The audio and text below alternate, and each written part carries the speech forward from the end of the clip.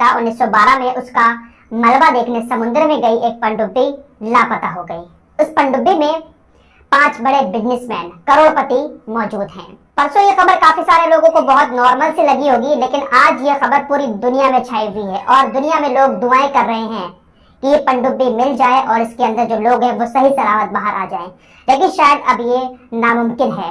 जो 5 बड़े बिजनेसमैन उस पनडुब्बी में सवार होकर टाइटैनिक जहाज का मलबा देखने गए थे, शायद अब वो जिंदा नहीं निकल सकते, क्योंकि जब ये पनडुब्बी समुद्र के अंदर गई थी उस वक्त इसमें 96 घंटे की ऑक्सीजन थी और आज शाम भारतीय समयानुसार तकरीबन 5:30 पर पनडुब्बी की ऑक्सीजन खत्म हो चुकी होगी। 96 घंटे पूरे हो चुके हैं और पनडुब्बी की ऑक्सीजन खत्म हो गई है। अब ऐसे में इन 5 बड़े बिजनेसमैनों का जिंदा वापस मिल पाना बहुत बड़ी बात है। जिंदा तो बहुत दूर की बात है, इन लोगों की अगर लाश भी ठीक से मिल जाए तो ये बहुत बड़ी बात होगी, क्योंकि जब ये पनडुब्बी समुद्र में उतरी थी तो 1 घंटा 45 मिनट के बाद रडार से बाहर हो गई थी, संपर्क टूट गया था और तब से अभी तक कोई भी संपर्क नहीं हो पाया है। अमेरिका, इटली, फ्रांस, कनाडा, बड़े बड़े फोर्सेस, समुद्री रोबोट और दुनिया में जो भी बड़ी बड़ी टेक्नोलॉजी हैं जो समुद्र में इस्तेमाल की जाती हैं, सभी टेक्नोलॉजी का इस्तेमाल कर लिया गया है, लेकिन अभी तक कहीं से भी पनडुब्बी का कोई भी सुराग नहीं मिला है। सोनार बॉय को भी समुद्र के अंदर उतारा गया है। ये एक ऐसी टेक्नोलॉजी है जिसके जरिए समुद्र में अगर कोई आवाज आती है तो उसको वो डिटेक्ट करता है।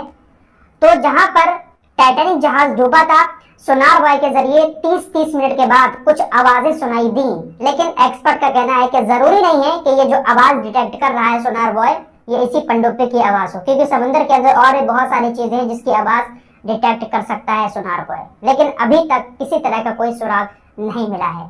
कई सारे विशेषज्ञ जो समुद्र की अच्छी जानकारी रखते हैं उनका मानना है कि ये पनडुब्बी जो है वो समुद्र के बिल्कुल तल पर पहुंच गई होगी। अब इसका वापस आना बहुत मुश्किल है। अगर इसको खोजते हुए कोई इसके पास तक पहुंच जाता है तो पनडुब्बी को वहां से खोलकर इनको बाहर निकालना ये बहुत बड़ी चुनौती होगी। जमीनी सर्च ऑपरेशन और समुद्री सर्च ऑपरेशन में बहुत बड़ा अंतर है, बहुत बड़ा फर्क है पानी के अंदर जाकर किसी की खोजबीन करना। दोस्तों, जिस पनडुब्बी में बैठकर ये 5 बड़े बिजनेसमैन 1912 में डूबे हुए टाइटैनिक जहाज का मलबा देखने समुद्र में उतरे थे, उस पनडुब्बी की जो लंबाई होती है वो 6.7 मीटर होती है और इसकी चौड़ाई 2.8 मीटर, इसकी ऊंचाई 2.5 मीटर होती है। बस छोटी सी ये पनडुब्बी है और इसमें 5 लोग सवार होकर गए। इसमें किसी तरह की कोई सीट भी नहीं होती है, सिर्फ एक सपाट फर्श होता है इस पनडुब्बी के अंदर और इसमें 96 घंटे की ऑक्सीजन होती है। दोस्तों, टाइटैनिक जहाज के मलबे को देखने के लिए जिस पनडुब्बी में बैठकर ये लोग समुद्र के अंदर गए थे, अगर ये लोग वहां पर पहुंच भी जाते तो मलबा देखने के लिए सिर्फ 21 इंच की एक खिड़की होती है। पनडुब्बी में सामने की तरफ 21 इंच की एक खिड़की होती है, उसी में से ऐसे झांककर ये लोग उस मलबे को देख लेते हैं। अंदर बैठे बैठे ऐसे करके उसको देख लेते हैं। टाइटैनिक जहाज के मलबे तक पहुंचकर वापस आने में 8 घंटे का समय लगता है।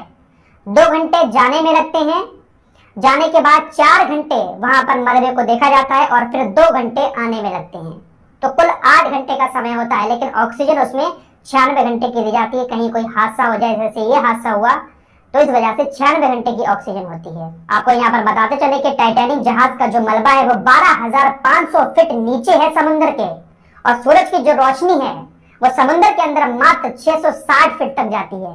उसके बाद समुद्र के अंदर सूरज की रोशनी दिखाई नहीं देती है। स्कूबा डाइविंग के लिए भी लोग समुद्र के अंदर 130 फीट तक जाते हैं, इससे ज्यादा नहीं जाते हैं।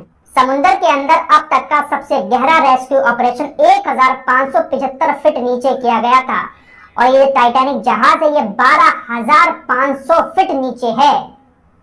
अगर ये पनडुब्बी उस जहाज तक पहुंच गई है और वहां पर जाने के बाद लापता हुई है, वहां पर जाने के बाद कहीं पर खो गई है, तो शायद इस पनडुब्बी का मिलना भी बहुत मुश्किल है, क्योंकि इतनी गहराई में जाना खोजकर्ताओं के लिए बहुत बड़ी चुनौती है। और अगर वहां तक पहुंच भी जाते हैं, पनडुब्बी मिल भी जाती है, तो फिर उस पनडुब्बी से खोलकर समुद्र के अंदर इन लोगों को बाहर निकालना ये बहुत बड़ी चुनौती है। फिलहाल देखते हैं